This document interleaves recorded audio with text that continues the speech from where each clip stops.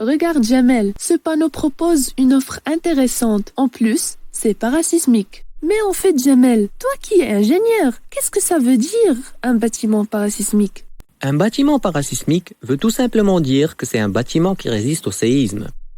Ah, mais est-ce que c'est vraiment nécessaire de construire des bâtiments qui résistent au séisme? Oui, c'est plus que nécessaire, c'est devenu obligatoire. Depuis que le Maroc s'est doté d'un règlement de construction parasismique, le RPS qui définit les règles de construction parasismique. Mais c'est quoi réellement un séisme? Comment se produit-il? Pourquoi la Terre tremble dans des régions de la planète et pas dans d'autres? La surface de la Terre est constituée par un ensemble de pièces qui forment un immense puzzle et qui bougent tout le temps. Ces pièces s'appellent les plaques tectoniques et sont à peu près 12 plaques principales qui se déplacent en permanence. Elles peuvent glisser les unes par rapport aux autres, s'éloigner ou se rapprocher. Le Maroc est proche de la limite entre les plaques africaines et eurasiatiques. Lorsque les plaques rentrent en collision, une rupture du rocher se produit au niveau de la zone du choc, ce qui libère de l'énergie. Des ondes sismiques sont alors émises dans tous les sens autour du point du choc, qui s'appelle le foyer ou l'hypocentre. L'épicentre est le point de la surface de la Terre situé à la verticale du foyer. On peut mesurer la force d'un séisme par la quantité d'énergie qu'il libère. Ça s'appelle la magnitude du séisme et se mesure sur l'échelle de Richter. Cette échelle n'a pas de fin, mais jusqu'à maintenant, on n'a jamais enregistré un séisme dont la magnitude a dépassé 10. Une valeur record de 9,5 a été enregistrée en 1960 au Chili.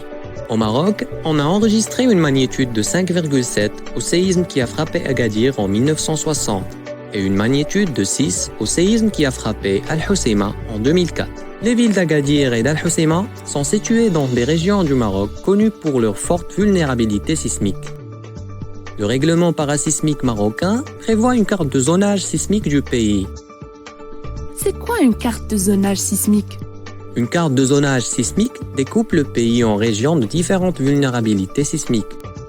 On évalue la vulnérabilité sismique d'une région en fonction de sa position par rapport à une faille active ou une limite d'une plaque tectonique. Le comportement de ces régions vis-à-vis des séismes est étudié pour évaluer l'aléa sismique, c'est-à-dire la probabilité qu'un séisme d'une certaine magnitude survienne dans cette région.